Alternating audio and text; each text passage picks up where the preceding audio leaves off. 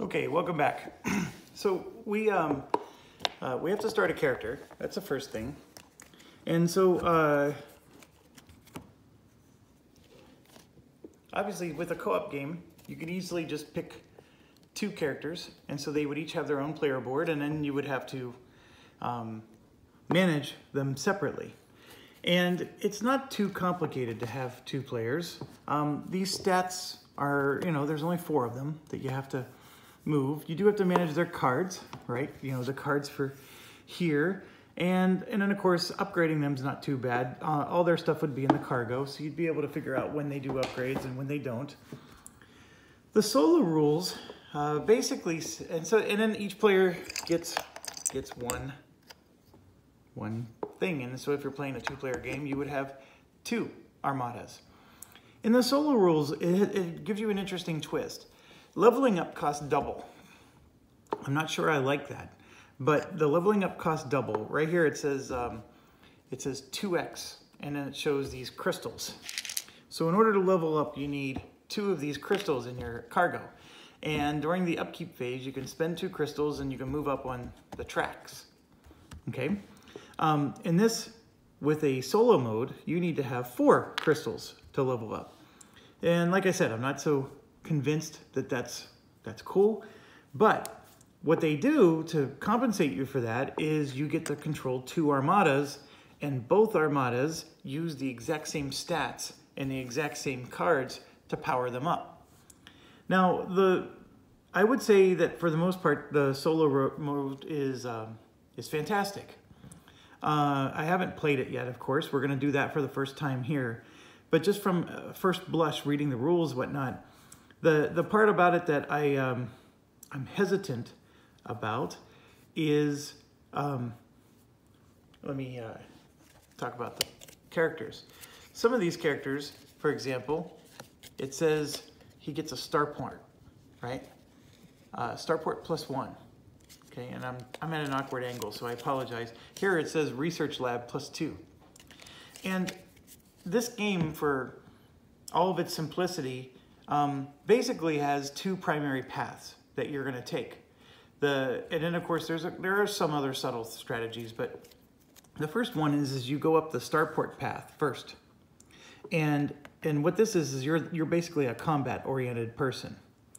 And if you go up the Research Lab, you're an exploration-oriented person. And I would tell you that if we were playing a 2-player game, a 4-player game, a 6-player, it doesn't matter, that you're going to want an equal number of combat and an equal number of exploration. In fact, you need both. And when you play solo, you can have both, right? Because you can send one to do one and one to do the other. The problem is, when you select these characters, you actually get, like that one character said, Research Lab +2. So you actually start at a level 2 Research Lab at the very start of the game.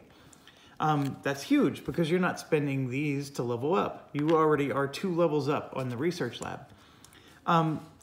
Clearly, you want to pick that type of character card if you are going to be one of the exploration path people. And clearly you want the combat card if, the starport upgrades, if you want to be a combat person. When you're solo, both ships get 1 set of cards and 1 set of upgrades. So if I go Research Lab, then both of my ships are exploration and I have nobody that's combat. Now, it may sound like it's a big deal. I'm probably making a bigger deal out of it than I should. But if you're min-maxing and you really want to be the most powerful and really, get the most punch, you're going to want to control 2 characters separately. And I think there's no way around it. If you do solo, you're going to have that problem of you're either going to be all one or all the other. Now, there is a strategy that you can just level them up equally. And there's nothing wrong with that either. It gets more into how this game plays. And I will tell you that there's basically 2 things you do on every turn. You're either combating or you're exploring. There is a 3rd option, but that 3rd option stinks compared to the other 2. And there are times when that 3rd option is good, but for the most part, you want to be either fighting or exploring. And that's really it. Those are the 2 things you want to do. And And so you might as well maximize yourself to be good at one or the other. Now, with that being said, if I'm a explorer, it really does benefit me to have some of these cards from the starport. And if I'm a starport, there's actually a research card that is fantastic. And so that's where having a little bit of both actually does pay off. And I think this is the beauty of all games, right? Is that there's many ways to skin the cat. And in this game, that is also true. Even though the rules aren't very complex, there's some good strategy here in terms of how you want to level up what you want to do.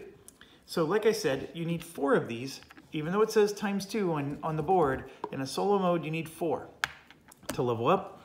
And you start the game with 2 Armada ships. And then there's one last thing. And I'm going to pick something that's pretty easy. So let's say I had, so there's this card here, okay? And so let's say I had that power up right here. I explained very briefly that if I had one of these tokens, I can use it, and what I would do is I would put it on that card, and it lets me reroll 2 dice. That's what that little lightning bolt reroll 2 dice means.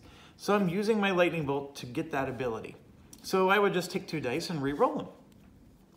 Well, I can't use this for the rest of the round because it's a one-use thing. And so my lightning bolt's gone. And then, of course, when the upkeep phase comes, I refresh, right? That was what I was explaining earlier. Now, what do I do when I have 2 ships? And that's where this comes in.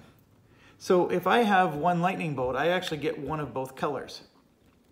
So this lightning bolt, if I use it, means I'm rerolling 2 dice for my orange ship.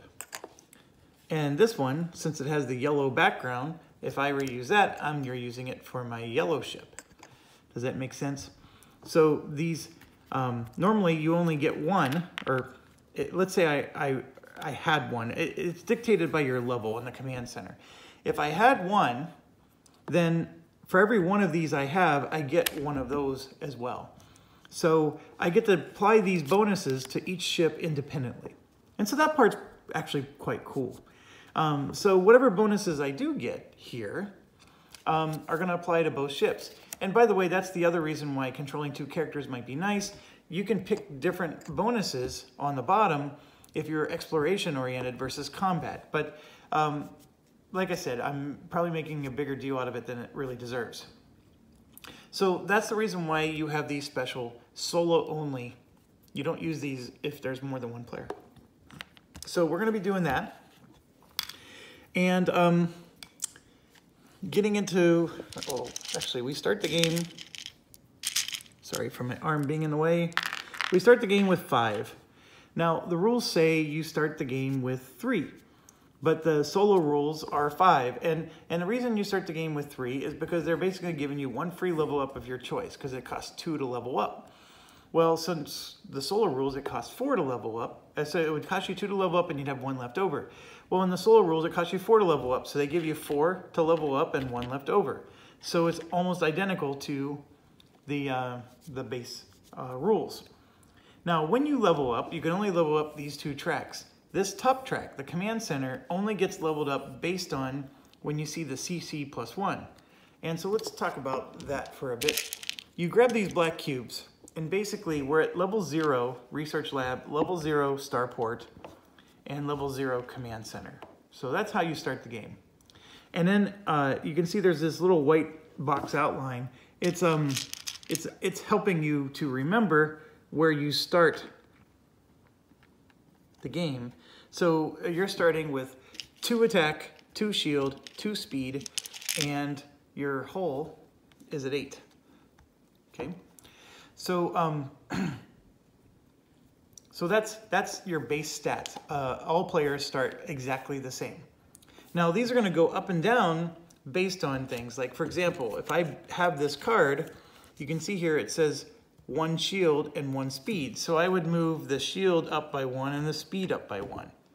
Now, if this card were ever to be eliminated or removed from my board, then I have to go backwards.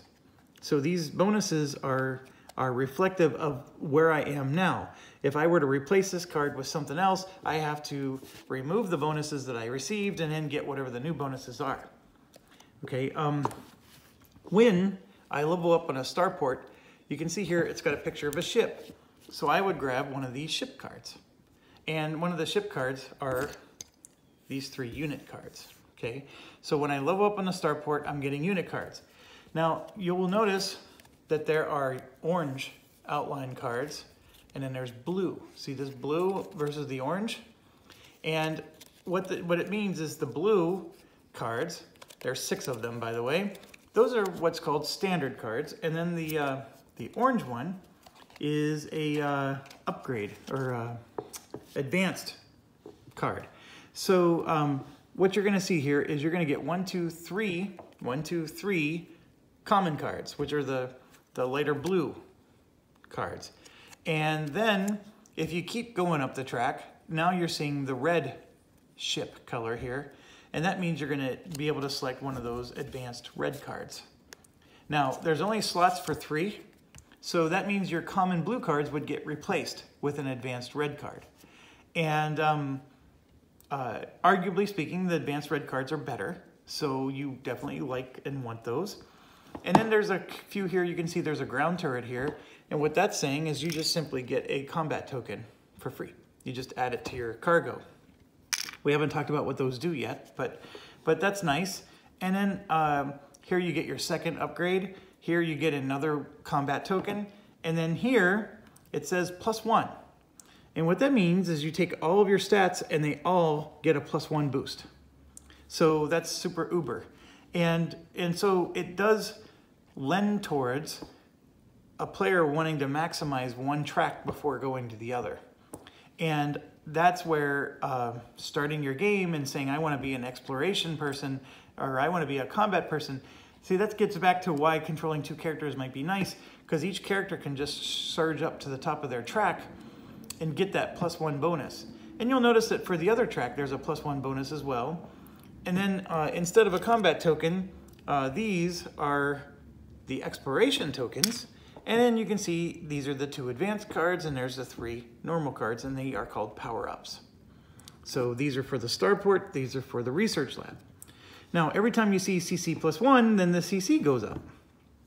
And this lightning bolt means you get an action. One of these, you get one of these. And then here and here, this just means you're gonna get one of those common rewards cards. That's what this one and this one are.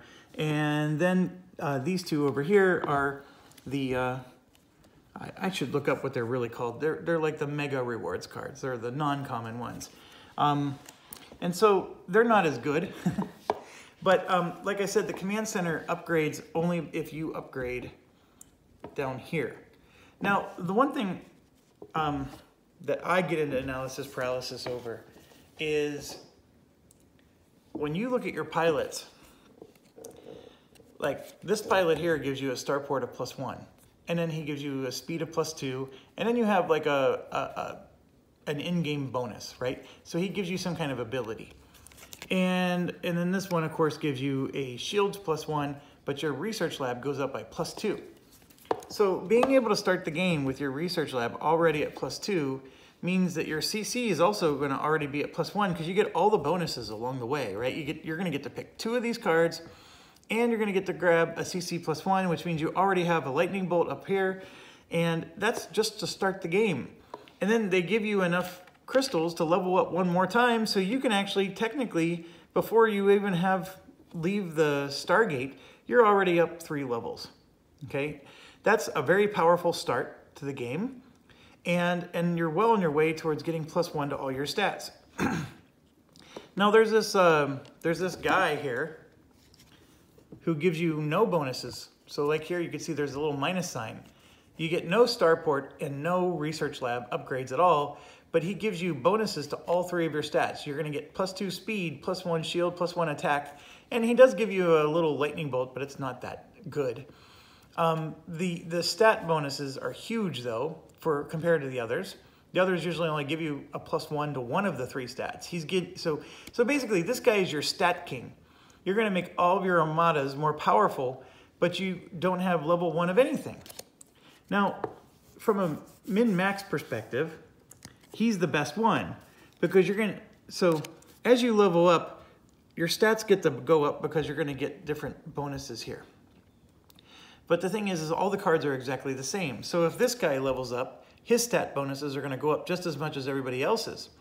So the only advantage that you have is the stat bonuses you get from your pilot or your commander, those are free. That's the only unique bonus you're getting.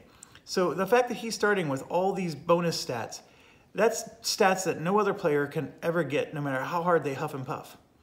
Now, so arguably speaking, if you start the game with him, it's a harder start, arguably, because he's not as high level. But he has the potential to be the most powerful in the game, because as he levels up, which, like we agreed, is going to be slower, but if he levels up and gets to the same level as everybody else, his stats are going to just be superior to everybody else. Here's the problem with that. It's a 10-turn game. So can he do all that in 10 turns? And the answer is no, he can't. He is pretty darn nice though. So anyways, that's some of the trade-offs you have to make when you're designing your character. And I know I'm spending a lot of time on this, but I constantly go back and forth on this. So I do like to pick this guy, by the way, but the reasons I have are a little different. I value speed in this game more than just about anything else. And you're going to find out why in a second. But when you're in combat, I'll explain at least at a high level. When you're in combat, whoever goes first is the person with the most speed. And if there's a tie, the AI always goes first. So you never win ties in this situation. So you need to have more speed than the AI in order to go first. And if you go first and you hit the AI ship, you destroy it, and he never even gets to attack you. This is sort of like the DVG leader games we just covered, where if you're a fast attacker, you go during the fast phase, you get to destroy the bandits before the bandits even get to attack you. This is the exact same concept. So if you destroy the enemy before they even get a chance to attack you, then that's ideal. So that's why I think going fast is a huge bonus to the game. Now, obviously, the attack stat is if you do attack the enemy, you want to be able to hit them, right? And so that's where the attack stat comes in, is you know, if you can't hit them, then going first doesn't do you any good. Then what the shields do is that prevents them from hitting you, of course. These Raider cards are interesting. A level 1 Raider is going to have 3 speed. So in order to go first in combat, you need to have 4 speed. Because remember, we just said you don't win ties. So you need to have 4 speed. You start the game with 2. So if you pick a character that comes with 2 speed, out of the chute, from moment number 1, you are already faster than the level 1 Raiders, and so you can already destroy level 1 Raiders first. So that's the idea behind at least my strategy. And then, of course, by picking this guy, I get the +1 to these other 2, and that's going to allow me to actually defend myself and actually hit him, which is important. Now, let's say I pick this one. She gets a +2, but doesn't get the other stats. And you might think, well, that's so inferior. But bear in mind, you get a Starport +1, and I can grab a Starport card that's going to give me attack and shield bonuses, okay? So it's not as... that guy's not as powerful as you might think in the beginning. He's actually weaker in some respects. It's just that towards the end, he's more powerful. And that's, I think, the raging debate that you can have about this game. And I don't know which way is the best. I just like to pick him. So we are picking Kenneth McFarlane. And so he says here that his attack is 1, so we move up 1. The shield is 1, and then the speed is 2. So now we have a 3 attack, 3 shield, and 4 speed. And we can talk about this more when we actually encounter a raider. But just understand in a nutshell that your attack value is how many dice you're going to roll. So if you have an attack of 3, you're going to get to roll 3 dice. So if I roll 3 dice and I get a 4, 4, 5, that's actually 3 hits. It's a 50% chance to hit. It's a 4, 5, or 6 is a success. A 1, 2, or 3 is a fail. Every check you do in this game. So every check is a 50% chance per die. So having 3 dice means I get a chance to hit 3 times.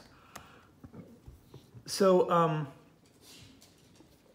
the raiders, the level 1 raiders, need to be hit twice. See that 2 there? So that's their hull. They need to be hit twice. They have 3 speed. And then what they do is they automatically hit you. So this 3 doesn't mean that because you don't have to roll dice for AI. The AI just does 3 damage to you, period. What you're rolling dice for is your shield. So I'm going to roll 3 shields, and see, I only blocked 1 of those 3 hits. So I would take 2 damage to my hull in that situation where he was attacking me with 3. So your shields are very important, obviously, because their hits are automatic. They don't roll any dice. I can't stress that enough. And that's why going first helps, because you saw that I hit him 3 times. I killed him before he even had a chance to hurt me. Okay, so there's a little bit of that that you need to think about before you start your first game. Everything else is just up to you. There are these tokens. These are called XPMs. They're like your mission objectives. They give you no actual abilities, but you use these to like for example, we're gonna have to repair our Stargate here, and we have to collect these to repair them because they have special properties. It's some kind of element that is alien to us, but gives us, abilities to repair things and do stuff. It's those are the things that we're going to be fighting for. We're going to be scouring the galaxy, looking for them, collecting them, and then trying to return them somewhere so we can do magical things with them. Okay? So I think I probably spent way too much time on creating a character. You can do this in 30 seconds, the creating character. If you know what you want to do, you can do it in 30 seconds. But let's check one other thing. When you create your character, it does give you a nice like diagram here explaining what all the cards are, and and I'm gonna just lay this flat here. So it explains what all the cards are, and tells you how to set up and put your ships out there. And of course, this is for a 4-player game. So what it says is every commander, you get a commander card. We did that. You get 3 Astardium. That's these crystals. It's called Astardium. I will never call it Astardium. But remember, in a solo game, you get 5, not 3. And then you do start the game with 1 activation token, and those are those lightning bolts. So we're going to get one of those. And then it's just saying 7 black wooden cubes, but I already showed you how that is. And then you get your Armada ship and your Armada deck. And then you're off and rock and rolling. So, so we're going to put our ships on the spot. I'm going to turn this back around so it's more towards us. And sorry, I bumped the camera there. The other commanders you're not using, you can just set them aside. You're out of the game. So we have everything we need to get started here. I think one of the things that I missed was, yes, we start the game with 1, and remember, it's going to be 1 of each, because when you're playing solo, every one of these you get, you also get 1 of these.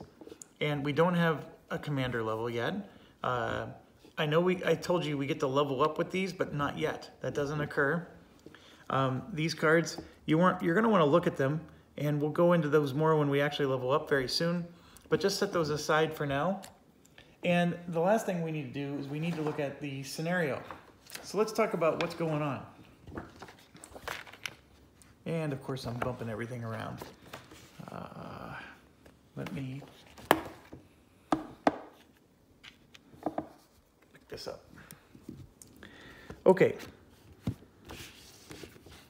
Trying to avoid the glares here. Okay, so it says, minutes after passing through the jump gate, your ship's proximity alarms begin to shriek, and your sensors suddenly detect a wave of alien ships Boiling from radioactive clouds. Even as you charge your weapons to fend off the attackers, a titanic explosion overwhelms your instruments and your ship is plunged into darkness. When your emergency generators bring your systems back online, you realize the awful truth. The aliens have deliberately crashed their ships into the jump gate. The strange energies that once powered the jump gate course over its surface. Moments later, the dark shape of the lifeless edifice is all but lost against the blackness of space.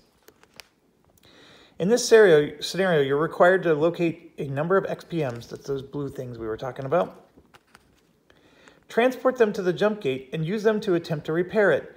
If you manage to install all the required XPMs, then the jump gate is repaired. However, as long as any boss is in play, it jams the jump gate. You will need to destroy all the bosses so you can activate the jump gate and return safely to Earth. If you haven't installed all the required XPMs and eliminated all the bosses in play before the end of the 10th round, you lose the game. Okay, so first things first, you get one of these based on the number of players. So what you're going to see here is that we're going to get 2 bosses in this game. That's what those special symbols are. So this symbol right here is boss number 1 on turn 3, and then you're going to see you're going to get boss number 2 on turn 6. And then these 3 mean we're going to have to bring back 3 of these, and then they get placed on the card.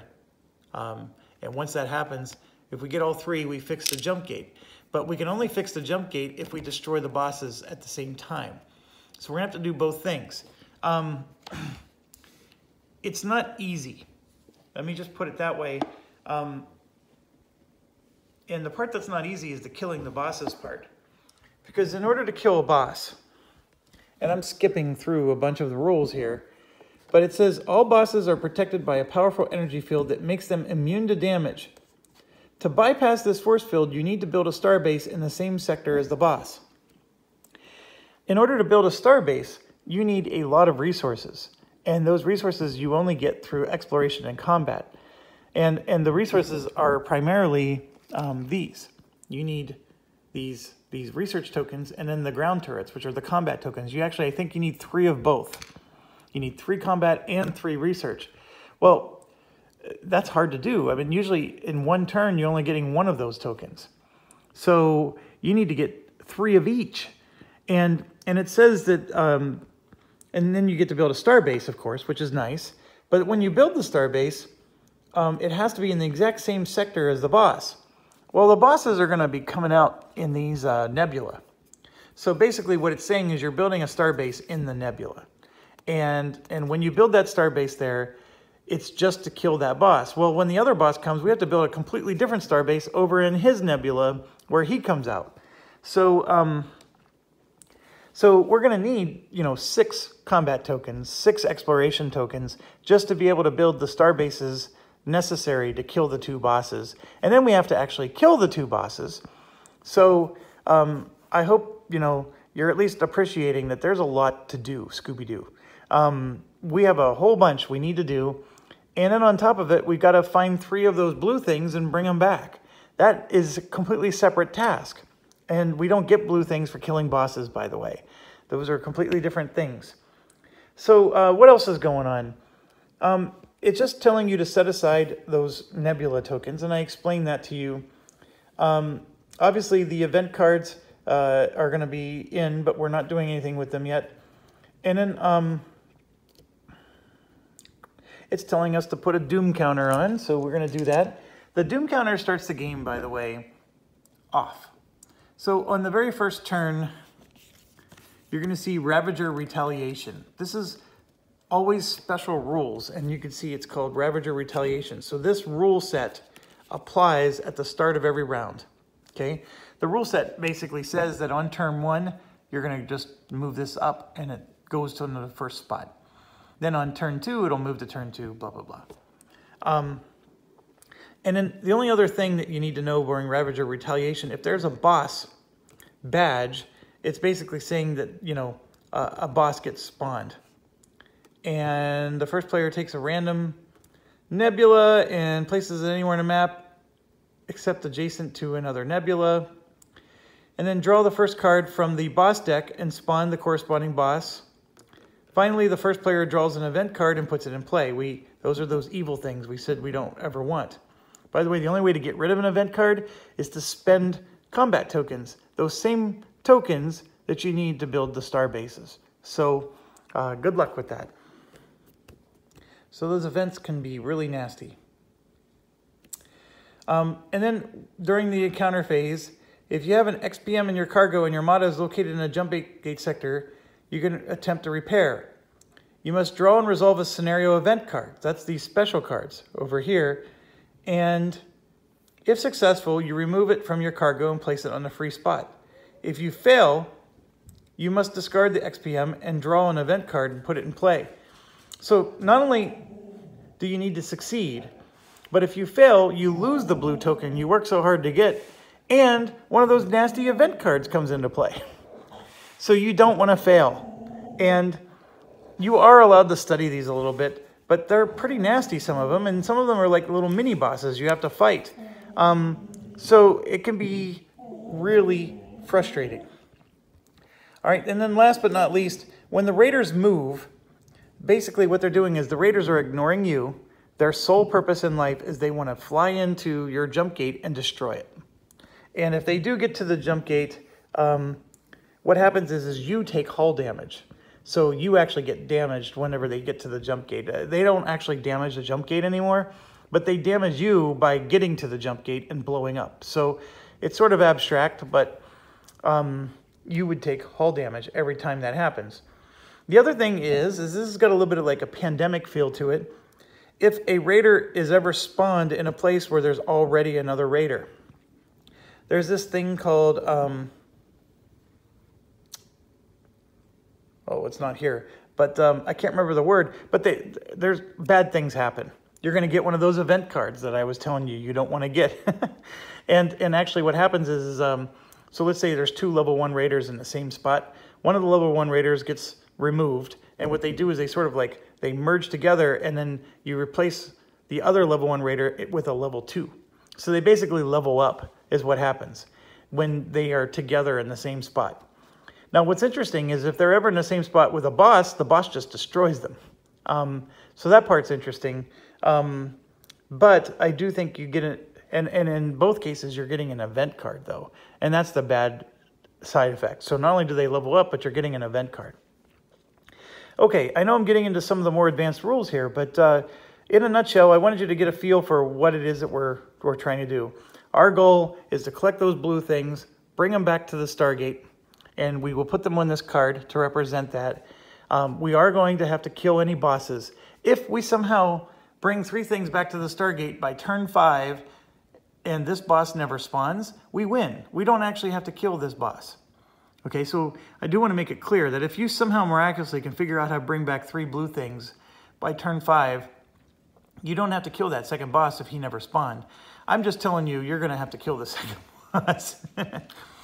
Okay, now the last thing is when you're playing these solo rules, when it's your turn, you do, various things. We know that. So I'm just moving some components around here.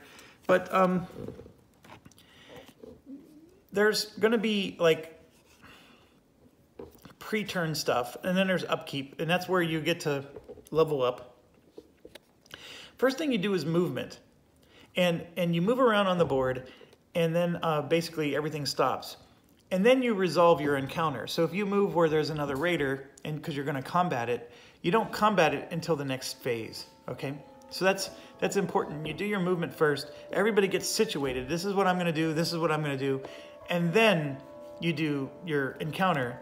And then lastly, you do what's called expand, and that's where you can build a star base. And here it tells you 3 exploration and 3 combat.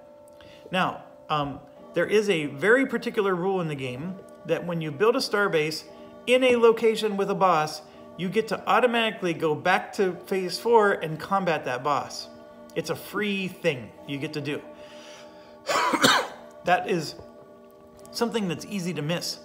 And you may think, okay, we built the star base, now let's wait till the next round to combat the boss. You don't have to. The moment you build that star base, you immediately get to go back and combat that boss in that round, okay? So that's part of our strategy we're going to have to employ if we want any hope of winning this scenario. I'll tell you that it's not hard to kill bosses. It's not hard to build star bases. What's hard is doing all of it in 10 turns. That's the thing that's going to get you when you play this game, is you got to figure out how to do it in 10 turns. And that's the harder part. Okay, picking up an XPM costs 1 movement point, and those XPMs will just be on the map somewhere. And then we'll talk about movement when we get there. But this is really it in a nutshell, what you do. So when you're playing these solo rules, we're controlling 2 armadas, we said. So those 2 armadas are going to each move. So it's almost like controlling 2 players. We're going to do a movement for orange. We're going to do a movement for yellow.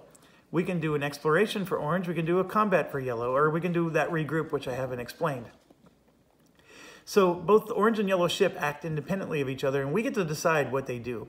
They can both explore. They can both combat. It's up to us completely. Okay? So we're controlling 2 ships, so we're going to get to do movement. We're going to get to do these phases twice.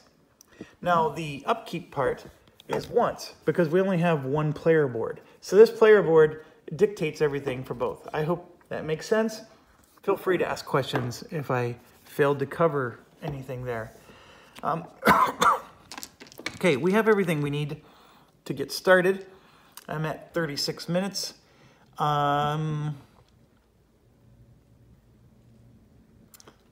Yeah, so let's just go ahead and get started. Well,